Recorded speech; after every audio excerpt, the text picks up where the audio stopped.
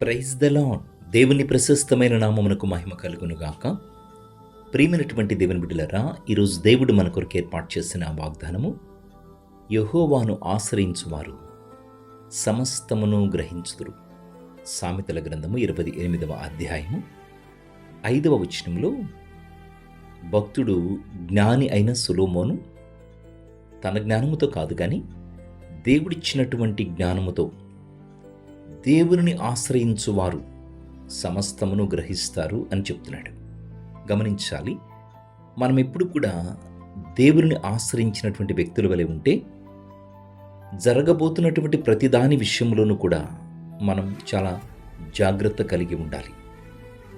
మీరు గమనించినట్లయితే ప్రియమైన దేవుని బిడ్డలారా, జాగ్రత్త అనేది మన జీవితంలో లేకపోతే ఎన్నో అనర్థాలు మన జీవితంలో ఎదురవుతాయి.